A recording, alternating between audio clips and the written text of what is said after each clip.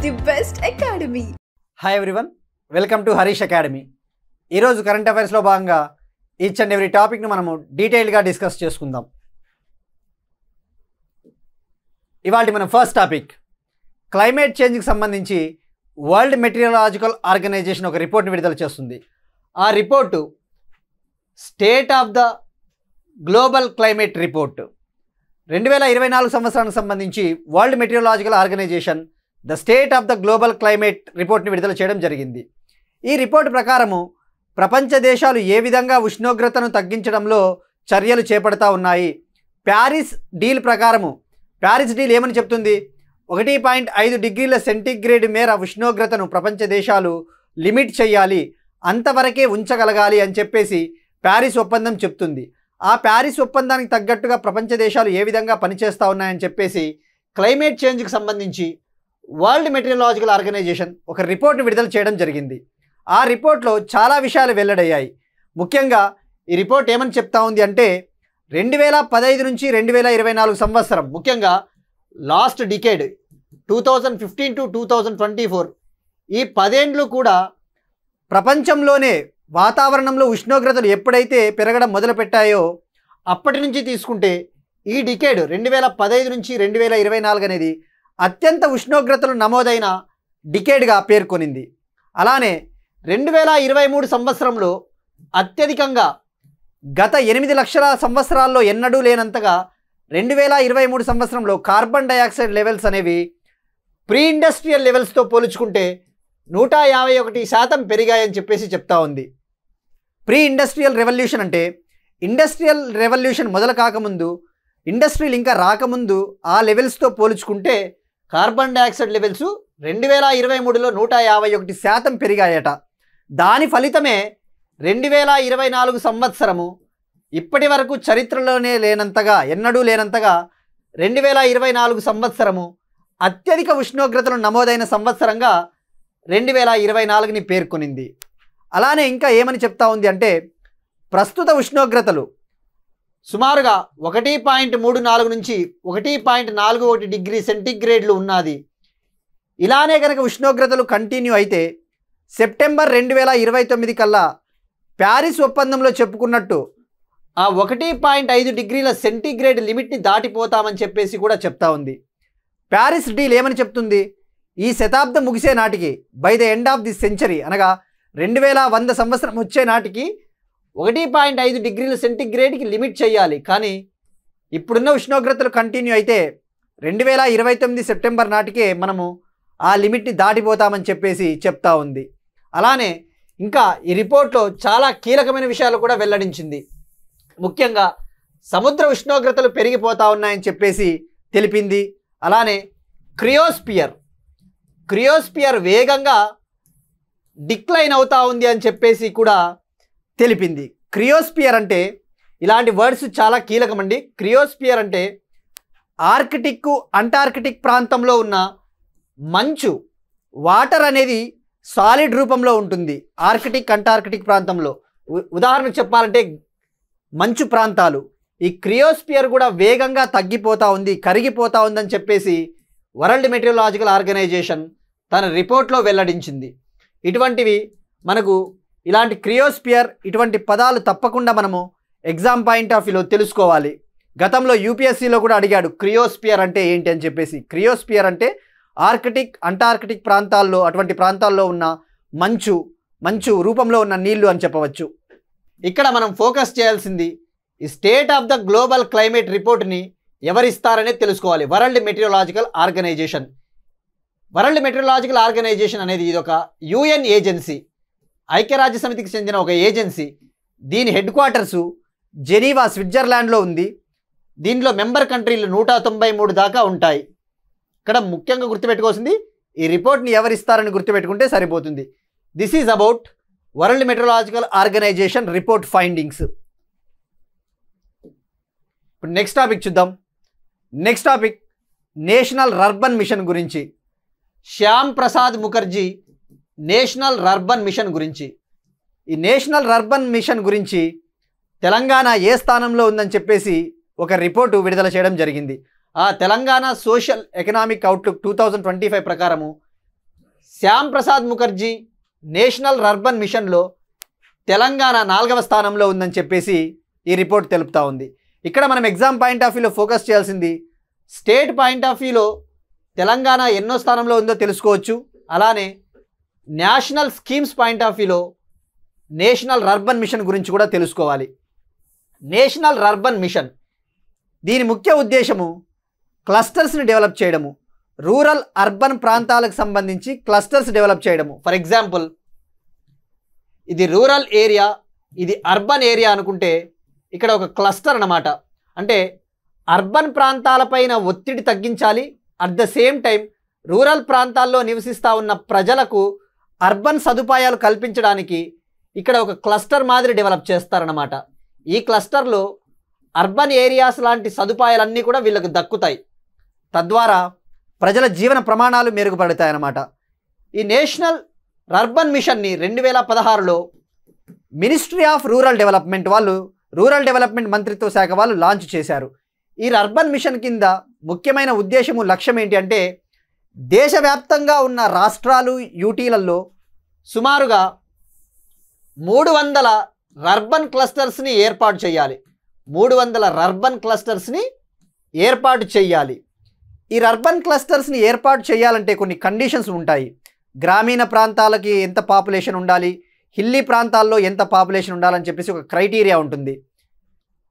Plains and coastal ఏరియాల్లో అనగా సాధారణ ప్లెయిన్ ప్రాంతాలు, తీర ప్రాంతాల్లో జనాభా గనక 25,000 నుంచి 50,000 ఉంటే ఆ ప్రాంతము అర్బన్ క్లస్టర్ ఏర్పాటుకి అనుకూలము, అర్హత సాధిస్తుంది. అలానే కొండ ప్రాంతాలు లేదంటే ట్రైబల్ ప్రాంతాలు లేదంటే ఎడారి ప్రాంతాల్లో ఎక్కడైతే జనాభా 5,000 నుంచి 15,000 ఉంటుందో ఆ ప్రాంతాలు కూడా ఈ అర్బన్ క్లస్టర్స్ ఏర్పాటు చేయడానికి అర్హత సాధిస్తాయన్నమాట. ఇక్కడ మనం ఫోకస్ చేయాల్సింది ఇప్పుడు ర్యాంక్స్ తెలుసుకోవాలి. టాప్ ఎక్కడ ఉంది? టాప్ వచ్చేసి ఈ నేషనల్ అర్బన్ మిషన్లో మొదటి ప్లేస్లో తమిళనాడు ఉంది. మొదటి ప్లేస్లో తమిళనాడు, సెకండ్ ప్లేస్లో మిజోరం, థర్డ్ ప్లేస్లో ఉత్తరప్రదేశ్, ఫోర్త్ ప్లేస్లో తెలంగాణ ఉంది. ఈ 4 మనకి గుర్తుంచుకోవాలి. తమిళనాడు వచ్చేసి 96.32 స్కోరుతో టాప్లో ఉంది. First Tamil Nadu, second Mizoram, third Uttar Pradesh, 4 Telangana అని గుర్తుపెట్టుకుంటే సరిపోతుంది. మనకి ఇది పాత స్కీమ్ అయినప్పటికీ కూడా మనకు అర్బన్ డెవలప్మెంట్ కింద ఇటువంటి స్కీమ్స్ని ఎగ్జామ్స్లో అర్బనైజేషన్ అనే టాపిక్లో భాగంగా ఎకానమీలో కూడా ఇటువంటి స్కీమ్స్ తప్పకుండా అడగడానికి ఆస్కారం ఉంటుంది. ఇక నెక్స్ట్ ఆంధ్రప్రదేశ్ రాష్ట్రానికి సంబంధించి 4 గౌరవ సలహాదారులుగా నియమించింది. ఆ 4 వచ్చేసి ఆంధ్రప్రదేశ్ రాష్ట్రంలో స్పేస్ టెక్నాలజీని డెవలప్ చేయడానికి సలహాలు ఇవ్వడానికి ఇస్రో మాజీ చైర్మన్ ఎస్ సోమనాథ్ గారిని, అలానే ఆంధ్రప్రదేశ్ రాష్ట్రంలో ఏరోస్పేసు, డిఫెన్స్ మ్యానుఫ్యాక్చరింగ్ రంగ అభివృద్ధి కోసం సలహాలు ఇవ్వడానికి డిఆర్డిఓ మాజీ చైర్మన్ సతీష్ రెడ్డి గారిని, అలానే ఆంధ్రప్రదేశ్లో చేనేతలు, హస్తకళల రంగానికి సంబంధించి అభివృద్ధి కోసం సలహాలు ఇవ్వడానికి భారత్ బయోటెక్ సంస్థ ఎండి సుచిత్ర ఎల్లా గారు, అలానే ఆంధ్రప్రదేశ్ రాష్ట్రంలో ఫోరెన్సిక్ సైన్స్ రంగాన్ని అభివృద్ధి చేయడానికి ప్రముఖ ఫోరెన్సిక్ సైంటిస్ట్ కేపీసీ గాంధీ గారిని నియమించడం జరిగింది. ఈ 4 కూడా 2 ఏళ్ల పాటు పదవిలో ఉండబోతా ఉన్నారు. వీళ్ళకి క్యాబినెట్ హోదా కల్పించబోతా ఉన్నారు గౌరవ సలహాదారులుగా. సో ఇక్కడ గుర్తుపెట్టుకోవాల్సింది ఈ 4 పేర్లు మనం గుర్తుంచుకోవాలి.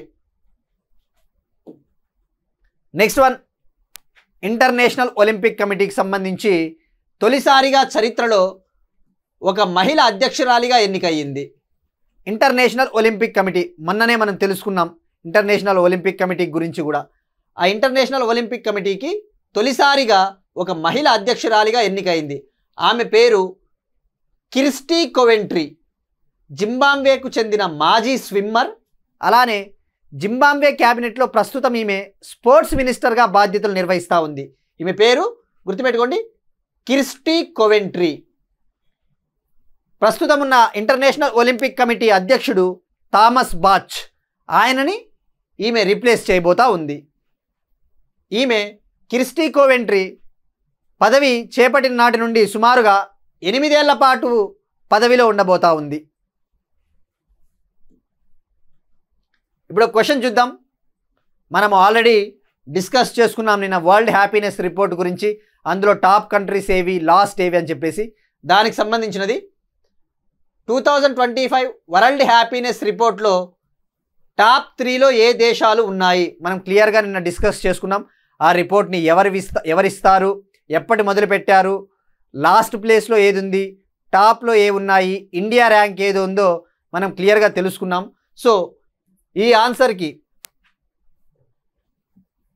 ఈ క్వశ్చన్కి కామెంట్ సెక్షన్లో ఆన్సర్ తెలపండి.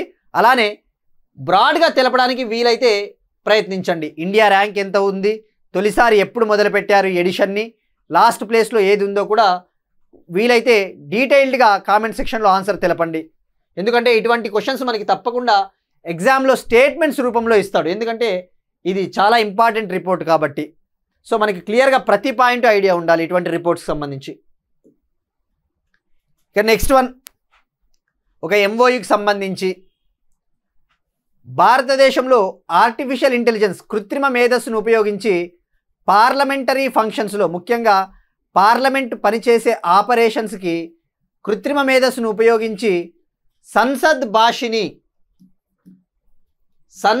భాషిని అనే ఒక మోడల్ని డెవలప్ చేయాలని చెప్పేసి ఒక ఒప్పందం కుదిరింది. India AI mission, ministry of electronics and information technology మంత్రిత్వ శాఖ కింద ఉండే ఇండియా ఏఐ మిషన్ పార్లమెంటు, ముఖ్యంగా లోక్సభతో ఒక ఒప్పందం చేసుకుంది. ఆ ఒప్పందం ప్రకారము ఒక సంసద్ భాషిని మోడల్ని అభివృద్ధి చేయబోతా ఉన్నారు. పార్లమెంటు పనుల కోసము సంసద్ భాషిని మోడల్. జనరల్గా పార్లమెంట్ దగ్గర చాలా డేటా ఉంటుంది. పార్లమెంట్లో చాలా డిబేట్లు జరుగుతూ ఉంటాయి. వివిధ రాష్ట్రాలకు సంబంధించిన డేటా మొత్తం కూడా, నాన్ పర్సనల్ డేటా అంతా కూడా పార్లమెంట్ వద్ద ఉంటుంది. ఆ డేటాని ట్రాన్స్లేట్ చేయాలి అంటే, వివిధ భాషల్లోకి ట్రాన్స్లేట్ చేయాలి అంటే ఇలాంటి ఏఐ మోడల్ని కనుక డెవలప్ చేసినట్టయితే అందరికీ అందుబాటులోకి వస్తుంది, పార్లమెంట్ పనితీరు కూడా మెరుగు అవుతుందనే ఒక ఆలోచనతో ఇండియా ఏఐ మిషను లోక్సభతో ఒక ఒప్పందం చేసుకుంది. ఆ ఇనిషియేటివే సంసద్ భాషిని. ఇక్కడ సంసద్ అంటే పార్లమెంటు, భాషిని అనేది ఒక language tool, large language model. మనము గతంలో కూడా మాట్లాడుకున్నాం లాంగ్వేజ్ మోడల్స్ గురించి, చాట్ జీపీటీ, గ్రాక్ 3 అటువంటి మోడల్స్ గురించి. అలాంటిదే భాషిని అనమాట. భాషిని అనేది లాంగ్వేజ్ ట్రాన్స్లేషన్ మోడల్, భాషల్ని ట్రాన్స్లేట్ చేస్తుంది. దీన్ని డెవలప్ చేసిన వాళ్ళు ఎలక్ట్రానిక్స్ అండ్ ఇన్ఫర్మేషన్ టెక్నాలజీ మంత్రిత్వ శాఖ. ఇప్పుడు వీళ్ళు ఈ ఒప్పందం ద్వారా దీన్ని అభివృద్ధి చేయబోతా ఉన్నారు పార్లమెంట్ కోసం ప్రత్యేకంగా. ఇక్కడ మనము ఫోకస్ చేయాల్సింది ఇండియా ఏఐ మిషన్ గురించి తెలుసుకోవాలి. జనరల్గా అయితే ఇది డైరెక్ట్గా క్వశ్చన్లో ఎలా అడుగుతాడు, వన్ లైనర్గా కూడా అడుగుతాడు. వన్ లైనర్గా అయితే సంసద్ భాషని ఏర్పాటు చేయాలని చెప్పేసి ఎవరి మధ్య ఒప్పందం కుదిరింది అని చెప్పేసి అడుగుతాడు. ఇక్కడ మనము ఇంకొద్దిగా అనలిటికల్ పాయింట్ ఆఫ్ వ్యూలో యూపీఎస్సీ కావచ్చు, లేదంటే మనకు అనలిటికల్గా అడిగే అవకాశం ఉన్నప్పుడు ఇండియా ఏఐ మిషన్ గురించి తెలుసుకోవాలా. ఇండియా ఏఐ మిషన్, అసలు ఇండియా ఏఐ మిషన్ ముఖ్య ఉద్దేశము భారతదేశంలో కృత్రిమ మేధస్సు సెక్టార్ని అభివృద్ధి చేయాలి. ఆర్టిఫిషియల్ ఇంటెలిజెన్స్ ఎకోసిస్టమ్ని పబ్లిక్ ప్రైవేట్ పార్ట్నర్షిప్ పీపీపీ మోడ్లో అభివృద్ధి చేయాలి. అలానే దీనిని స్కీమ్ని మార్చి 7, 2024 లాంచ్ చేశారు. ఈ స్కీమ్కి కేటాయించిన బడ్జెట్ సుమారుగా 10,372 కోట్ల బడ్జెట్ని కేటాయించడం జరిగింది. ఈ ఇండియా ఏఐ మిషన్ అనేది ministry of electronics and information technology మంత్రిత్వ శాఖ కింద ఉండే ఒక అంబ్రెల్లా ప్రోగ్రామ్ అని చెప్పవచ్చు. అలానే ఇండియా ఏఐ మిషన్ కింద ఈ 10,372 కోట్ల బడ్జెట్ని రాబోయే 5 ఏళ్లలో వినియోగించబోతా ఉన్నారు.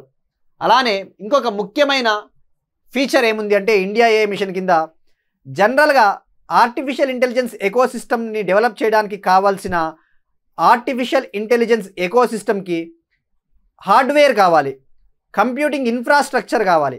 ఆ ఇన్ఫ్రాస్ట్రక్చర్, ఆ మౌలిక వసతుల్ని అభివృద్ధి చేయడానికి గ్రాఫిక్ ప్రాసెసింగ్ యూనిట్స్ అనేవి అవసరమవుతాయి. గ్రాఫిక్స్ ప్రాసెసింగ్ యూనిట్స్ అనేవి ఇటువంటి గ్రాఫిక్స్ ప్రాసెసింగ్ యూనిట్స్ని సుమారుగా 10,000కు పైగా ఏర్పాటు చేయబోతా ఉన్నారు. 10,000కు పైగా గ్రాఫిక్ ప్రాసెసింగ్ యూనిట్స్ని ఏర్పాటు చేయబోతా ఉన్నారు ఈ ఇండియా ఏఐ మిషన్లో భాగంగా. ఇక్కడ గుర్తుపెట్టుకోవాల్సిందేది, ఇది ఏ మోడులో, పీపీపీ మోడు, ఎప్పుడు లాంచ్ చేశారు, దీనికి కేటాయించిన బడ్జెట్, ఇది ఏ మంత్రిత్వ శాఖ కింద ఉంటుంది, దీని కింద టార్గెట్స్ ఏమైనా ఉన్నాయో క్లియర్గా మనం గుర్తుంచుకోవాలి. యూపీఎస్సీలో ఇటువంటివి డైరెక్ట్గా అడుగుతాడు. Which of the following statements are true regarding India AI mission 1 and 2, 1, 2, 3, 2, 3 అలా ఇస్తాడు. సో ఇలాంటిది మనము డీటెయిల్గా తెలుసుకోవాల్సిన అవసరం ఉంటుంది.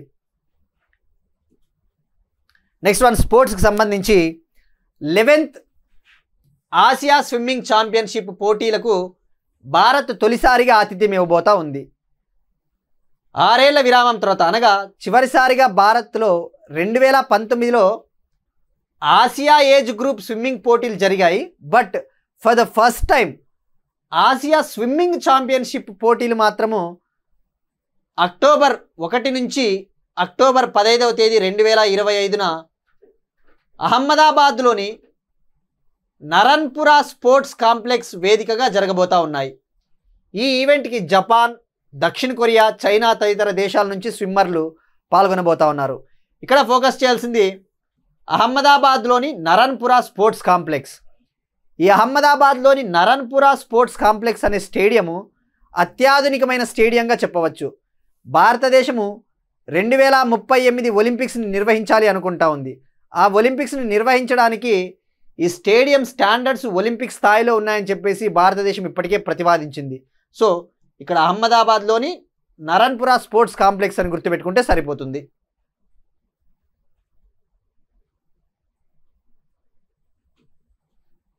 నెక్స్ట్ వన్, ప్రధానమంత్రి నరేంద్ర మోడీ గారు ఇటీవల ఒక కమ్యూనిటీతో మాట్లాడుతూ వర్చువల్గా, అంటే ఫిజికల్గా కాకుండా వర్చువల్గా ఒక కమ్యూనిటీతో మాట్లాడుతూ ఆ కమ్యూనిటీకి కొన్ని కీలక సూచనలు చేశారనమాట.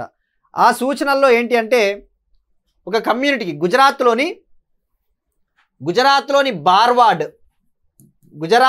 బార్వాడ్ అనే ఒక తెగకు కొన్ని సూచనలు చేశారు. ఆ సూచనల్లో భాగంగా వాళ్ళకి ఏమని సలహాలు ఇచ్చారు అంటే, ప్రకృతి సేద్యాన్ని ప్రోత్సహించండి. ఈ కమ్యూనిటీ బార్వాడ్ అనే తెగ ఇప్పటి వరకు ఎక్కువగా క్యాటిల్ రేరింగ్లో పాల్గొంటా ఉంది. అంటే పశువులని, గొర్రెల పెంపకంలో ఎక్కువగా ఇన్వాల్వ్ అయి ఉన్నారు.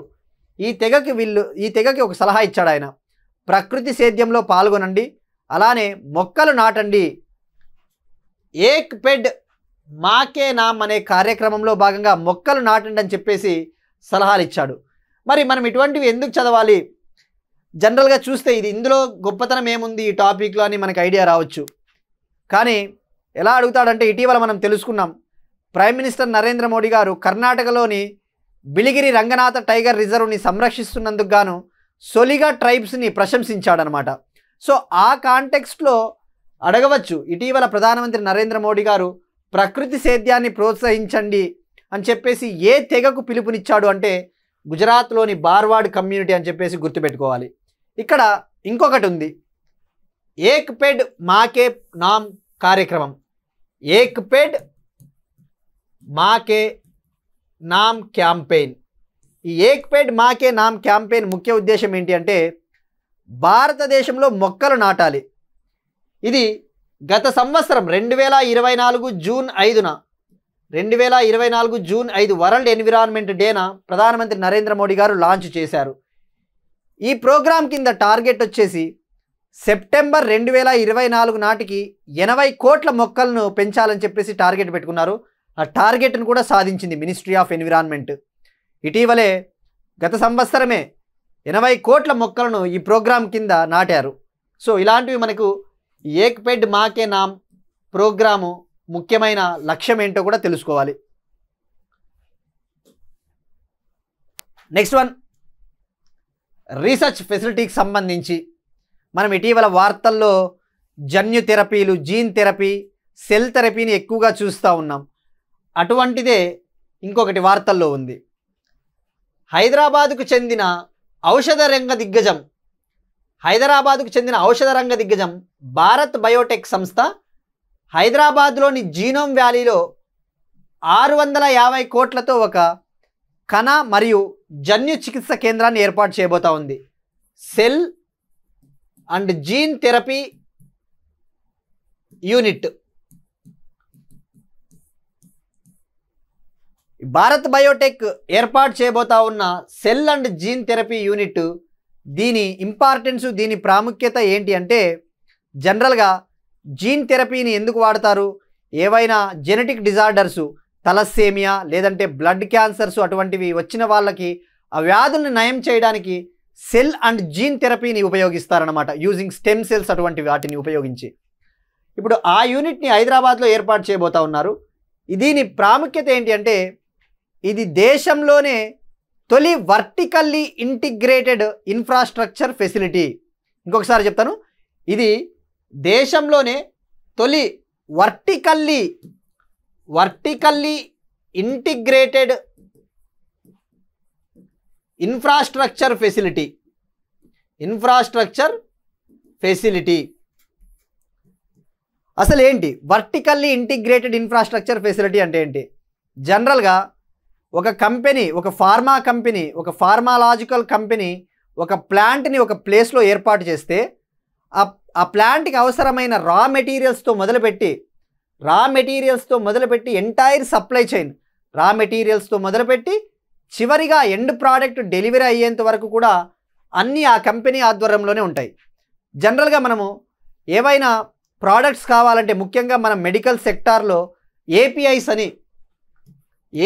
అనే మెడికల్ సెక్టార్లో వాడే రా మెటీరియల్స్ని చైనా నుంచి ఎక్కువగా దిగుమతి చేసుకుంటాం అనమాట. అలా కాకుండా ఇక్కడే రా మెటీరియల్స్ అంతా మొత్తం సప్లై చైన్ని మొత్తం ఇక్కడే డెవలప్ చేస్తారు, మొత్తం వీళ్ళ ఆధీనంలో ఉంటుందన్నమాట. దీనినే వర్టికల్లీ ఇంటిగ్రేటెడ్ ఇన్ఫ్రాస్ట్రక్చర్ అంటారనమాట. సో ఈ యూనిట్ ద్వారా మనము డెవలప్ చేయవచ్చు. ఇక్కడ జీన్ థెరపీ గురించి వచ్చింది కాబట్టి ఇంకొకటి చెప్తాను. ఇటీవలే ఈ జీన్ థెరపీకి సంబంధించి ఐఐటి బాంబే వాళ్ళు మరియు టాటా మెమోరియల్ రీసెర్చ్ ఇన్స్టిట్యూట్ వాళ్ళు కార్ టీ సెల్ థెరపీ అనే చికిత్సని అభివృద్ధి చేశారు. ఐఐటి బాంబే మరియు టాటా మెమోరియల్ రీసెర్చ్ సెంటర్ వాళ్ళు కార్ టీ సెల్ థెరపీ, ఈ కార్ టీ సెల్ థెరపీ అంటే చిమరిక్ యాంటీజెన్ రిసెప్టర్ సెల్ థెరపీ అనమాట. దీనినే నెక్స్కార్ అంటారు. నెక్స్కార్ 19 అనే ఒక ట్రీట్మెంట్ అనమాట. ఈ చికిత్స ద్వారా ఎవరైతే బ్లడ్ క్యాన్సర్స్తో బాధపడతా ఉన్నారో అటువంటి వాళ్ళకి చికిత్సను అందిస్తారు. భారతదేశంలో తొలి కార్ టీ సెల్ థెరపీని ఇటీవలే రాష్ట్రపతి ద్రౌపది ముర్ము గారు ప్రారంభించారు. సో ఇక్కడ గుర్తుపెట్టుకోవాల్సింది, మనం లింక్ చేస్తూ ఉన్నాం, Hyderabad Bharat Biotech cell and gene therapy యూనిట్కి ఐఐటి బాంబే ఇటీవల స్టార్ట్ చేసిన కార్ టీ సెల్ థెరపీని కూడా మనము లింక్ చేయడం జరిగింది.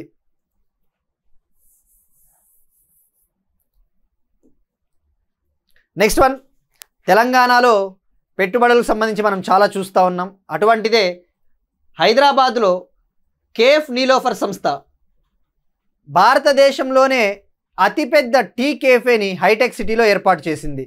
ఈ కేఫ్ నీలోఫర్ అనే ఇదొక టీ సంస్థ కదా, టీ హోటల్ టైపు. భారతదేశంలోనే అతిపెద్ద యూనిట్ని హైదరాబాద్లోని హైటెక్ సిటీలో 40,000 స్క్వేర్ ఫూట్లలో ఏర్పాటు చేసింది. అది గుర్తుపెట్టుకుంటే సరిపోతుంది. It's largest tea cafe in India at Hyderabad. Next one, again నిన్న మనం ఎక్కువగా ఆంధ్రప్రదేశ్ రాష్ట్రానికి సంబంధించిన పెట్టుబడులు, ఎంఓయూల గురించి తెలుసుకున్నాం. ఇవాళ తెలంగాణకు సంబంధించి వార్తల్లో ఎక్కువగా ఉన్నాయి. అటువంటిదే తెలంగాణలోని ఫ్యూచర్ సిటీలో, హైదరాబాద్లోని ఫ్యూచర్ సిటీలో తైవాన్కు చెందిన ఒక సంస్థ ఎలీజియన్స్ గ్రూప్ అనే సంస్థ హైదరాబాద్లోని ఫ్యూచర్ సిటీలో 2,000 కోట్ల పెట్టుబడితో ప్రపంచంలోనే మొట్టమొదటి ఇంటర్నేషనల్ టెక్నికల్ అండ్ ఇండస్ట్రియల్ పార్క్ని ఏర్పాటు చేయబోతా ఉంది. ప్రపంచ స్థాయి సాంకేతిక పారిశ్రామిక పార్కును, ఐటీఐపిని హైదరాబాద్లోని ఫ్యూచర్ సిటీలో ఏర్పాటు చేయబోతా ఉన్నారు. నెక్స్ట్ వన్, తెలంగాణ తమ వ్యవసాయ రంగాన్ని అభివృద్ధి చేసుకోవడం కోసము వ్యవసాయ రంగంలో కృత్రిమ మేధస్సును ఉపయోగించి, ఆర్టిఫిషియల్ ఇంటెలిజెన్స్ను ఉపయోగించి రైతుల జీవన ప్రమాణాలను మెరుగుపరచాలి, అలాగే కూలీల ఖర్చులు తగ్గించి వ్యవసాయ ఉత్పాదకతను పెంపొందించడానికి జర్మనీతో ఒక ఒప్పందం చేసుకునిందనమాట. ఆ ఒప్పందంలో భాగంగా పైలట్ ప్రాజెక్టును తొలుత సిరిసిల్ల జిల్లా వేములవాడలో పైలట్ ప్రాజెక్టుగా అమలు చేయబోతా ఉన్నారు. నెక్స్ట్ టాపిక్ డ్రగ్స్కి సంబంధించి.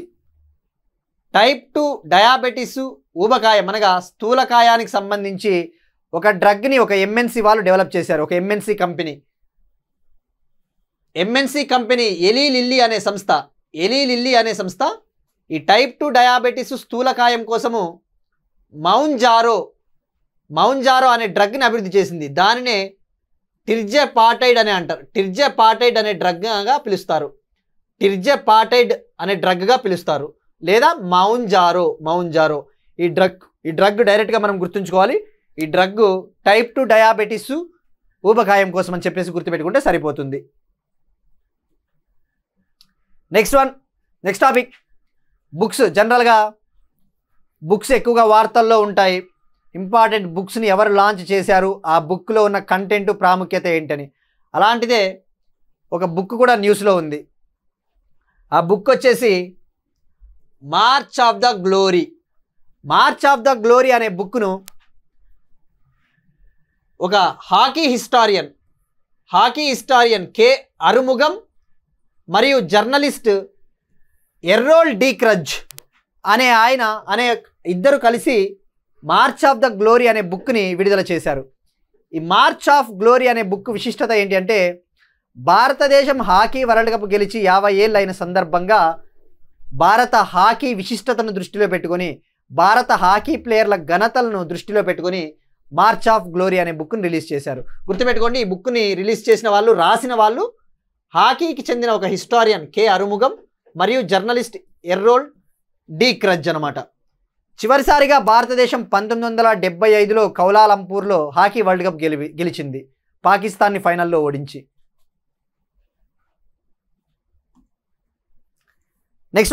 అగైన్ స్పోర్ట్స్కి సంబంధించి 2వ edition Khelo India para games March 20 నుంచి 27 వరకు న్యూఢిల్లీలో జరగబోతా ఉన్నాయి. ఆ గేమ్స్కి సంబంధించి మస్కట్టు, లోగో, యాంథమ్ని విడుదల చేశారు స్పోర్ట్స్ మినిస్టర్ అనమాట. ఈ ఖేలో ఇండియా పారా గేమ్స్ అంటే మనం గతంలో చెప్పుకున్నాం, పారా అథ్లెట్లు ఎవరైతే వైకల్యం ఉన్న అథ్లెట్లు పాల్గొంటారో ఆ గేమ్స్ని పారా గేమ్స్ అని అంటారు. ఆ 2వ edition Khelo India para games 2025 March 20 నుంచి 27 ఢిల్లీలో జరగబోతూ ఉన్నాయి. ఇక్కడ యాంథమ్ని విడుదల చేశారు, అంటే పాట. ఆ పాట వచ్చేసి కేలేగా మేరా ఇండియా, జీతేగా మేరా ఇండియా. ఇక మస్కట్ వచ్చేసి ఉజ్వల అనే ఒక మస్కట్ని లాంచ్ చేశారు. ఈ ఉజ్వల అనే మస్కట్ మనకు చాలా ఇంపార్టెంట్. డైరెక్ట్గా ఎగ్జామ్స్లో దీని మస్కట్ ఏది అడుగుతారు, ఈ గేమ్స్కి సంబంధించి మస్కట్ ఏదని. ఉజ్వల అంటే ఇక్కడ చూస్తే మీరు, ఇది ఇంట్లో పిచ్చుకలు ఉంటాయి కదా, ఆ పిచ్చుకలను పోలి ఉంటుందన్నమాట. ఇది పిచ్చుక మాదిరి ఉండే చూస్తే ఇక్కడ మనకు రెక్కలు ఉన్నాయి, ఆ పిచ్చుకల మాదిరి ఉండే ఒక మస్కట్టే ఉజ్వల. పిచ్చుకల గురించి నిన్న కూడా important day, world sparrow day, అంతర్జాతీయ పిచ్చుకల దినోత్సవం మార్చ్ 20న జరుపుకుంటారు. సో ఇలా మనము ఫోకస్ చేయాల్సి ఉంటుంది. ఇక్కడ సుమారుగా 1300కు పైగా పారా అథ్లెట్లు పాల్గొంటా ఉన్నారు ఈ ఈవెంట్లో. 6 ఈవెంట్లలో ఈ పోటీలు జరగబోతూ ఉన్నాయి అన్నమాట. అంటే 6 sports disciplines. For example para archery, para swimming, అటువంటి 6 గేమ్స్లో 6 స్పోర్ట్స్ డిసిప్లిన్స్లో ఈ ఈవెంట్లు జరగబోతూ ఉన్నాయి. ఇక నెక్స్ట్ టాపిక్ కల్చరల్ టాపిక్ సంబంధించి, హోలీని అధికారికంగా అమెరికాలోని టెక్సాస్ రాష్ట్రం గుర్తించింది. హోలీని, హిందూ రంగుల పండుగ హోలీని ముఖ్యమైన సాంస్కృతిక వేడుకగా జరుపుకోవాలని చెప్పేసి అమెరికాలోని టెక్సాస్ ఒక రెజల్యూషన్ పాస్ చేసిందనమాట. అమెరికాలోని జార్జియా, న్యూయార్క్ల తర్వాత హోలీని అధికారికంగా గుర్తించిన రాష్ట్రము టెక్సాస్. సో ఇక్కడ గుర్తుపెట్టుకోవాల్సింది, ఇప్పటి వరకు హోలీని ఎన్ని రాష్ట్రాలు అమెరికాలో అధికారికంగా గుర్తించాయంటే జార్జియా, న్యూయార్క్ల తర్వాత టెక్సాస్ అని గుర్తుపెట్టుకుంటే సరిపోతుంది. ఇక ఇంపార్టెంట్ డేస్కి సంబంధించి ఇవాళ March 21 forest day, international forest day. అడవుల్ని సంరక్షించాలి అని చెప్పేసి తొలిసారిగా 2012లో UN general assembly international day of ఫారెస్ట్ని తీసుకొని వచ్చిందనమాట. అడవుల్ని సంరక్షించుకోవాలని చెప్పేసి. March 21 international day of forests. ఈ సంవత్సరం థీమ్ 2025 సంవత్సరానికి థీమ్ వచ్చేసి forests and food. Forests and food. Again next topic వచ్చేసి ఇంపార్టెంట్ డేస్ గురించే. జనరల్గా ప్రతి రోజుకు ఆల్మోస్ట్ ఏదో ఒక ప్రాముఖ్యత ఉంటుంది. మనం అన్ని రోజులను గుర్తుంచుకోలేము. అయితే కొన్నిసార్లు ఆ రోజు దేనికి సంబంధించినదో అన్న మనం మినిమం ఐడియా ఉండాలి. ఆ రోజు ఎప్పటిది, ఆ రోజు థీమ్ ఏంటి అని తెలుసుకోకపోయినా కనీసము ఆ రోజు విశిష్టత ఏంటో తెలుసుకోవాలి. అలాంటిదే ఇవాళ March 21 world down syndrome day. World down syndrome day 21 March అనమాట. ఈ డౌన్ సిండ్రోమ్ అనేది ఒక జెనెటిక్ డిజార్డర్, అంటే ఒక జన్యు వ్యాధి, ఒక వ్యాధి అని చెప్పవచ్చు. జన్యు వ్యాధి. ఆ వ్యాధి ఎలా ఉంటుంది అంటే దానివల్ల ఎలా ఇబ్బంది పడతారు అంటే ప్రజలు వాళ్ళ కాగ్నిటివ్ ఎబిలిటీస్ దెబ్బతింటాయి. అంటే వాళ్ళ ఆలోచన శక్తి తగ్గిపోతుంది. అలానే వాళ్ళ శారీరకంగా దెబ్బతింటారు. వాళ్ళ ఆరోగ్యము, మానసిక ఆరోగ్యం కూడా దెబ్బతింటుంది. ఒక క్రోమోజోమ్ 21 అనే ఒక జన్యువు కారణంగా అది డౌన్ సిండ్రోమ్ అనేది వ్యాధి వస్తుందన్నమాట. ఇక్కడ జస్ట్ గుర్తుపెట్టుకోవాల్సింది డౌన్ సిండ్రోమ్ అంటే ఏంటి. ఎందుకంటే కొన్నిసార్లు ఎగ్జామ్స్లో పదాలు అడుగుతాడు. ఆ డౌన్ సిండ్రోమ్ ఏది, మనం గతంలోనే చెప్పుకున్నాం. ఇందాకనే క్రియోస్పియర్ అంటే ఏంటో తెలుసుకున్నాము. సో ఇలాంటి పదాలు తప్పకుండా వార్తల్లో ఉన్నప్పుడు ఈ డౌన్ సిండ్రోమ్ కానీ లేదంటే క్రియోస్పియర్ అనే పదాలు వార్తల్లో ఉన్నప్పుడు ఆ పదాలకు మీనింగ్ అన్న తెలుసుకోవాలి మనం. ఈ 14th world down syndrome day కాన్ఫరెన్స్ని down syndrome international network March 21న నిర్వహించింది. That's it. These are today's current affairs. మనం ఒకసారి క్విక్గా రీక్యాప్ చూద్దాం. World meteorological organization state of the global climate report 2024. Rurban mission పనితీరులో తెలంగాణ 4వ స్థానం. స్క్వాడ్ అలయన్స్లో జాయిన్ అవ్వాల్సిందిగా ఇండియాను కోరిన ఫిలిప్పైన్స్. ఆంధ్రప్రదేశ్ రాష్ట్ర ప్రభుత్వ గౌరవ సలహాదారులుగా సోమనాథ్, సతీష్ రెడ్డి, సుచిత్ర ఎల్లా, కేపీసీ గాంధీ. ఇంటర్నేషనల్ ఒలింపిక్ కమిటీకి తొలి మహిళా అధ్యక్షురాలిగా జింబాబ్వే మాజీ swimmer Kirsty Coventry. India AI mission మరియు లోక్సభ మధ్య కుదిరిన ఒక ఒప్పందం, Sansad Bhashini program. Asia swimming championship పోటీలకు భారత్ ఆతిథ్యం. ప్రకృతి సేద్యం సాగించండి అని చెప్పేసి బార్వార్డ్ వర్గానికి ప్రధాని నరేంద్ర మోడీ పిలుపు. హైదరాబాద్లో భారత్ బయోటెక్ కణ జన్యు చికిత్స కేంద్రం. కేఫ్ నీలోఫర్కి చెందిన అతిపెద్ద tea cafe in India at Hyderabad హైటెక్ సిటీ. హైదరాబాద్లోని ఫ్యూచర్ సిటీలో ఏర్పాటు చేయబోతా ఉన్న ఒక IT park Taiwan company. Germany సహకారంతో వ్యవసాయానికి ఏఐ సాంకేతికత, సిరిసిల్ల జిల్లా వేములవాడలో పైలట్ ప్రాజెక్ట్. టైప్ 2 మధుమేహం ఊబకాయానికి ఎలీ లిల్లీ కనిపెట్టిన మందు Mounjaro. March of the glory book. Khelo India para games 2025. హోలీని అధికారికంగా గుర్తించిన Texas. International day of forest 21 March. World down syndrome day 21 March 2025. That's it. These are today's current affairs. ఈ video కనుక మీకు నచ్చినట్టయితే లైక్ చేయండి, కామెంట్ చేయండి, షేర్ చేయండి. And we'll meet you again tomorrow. And thank you everyone.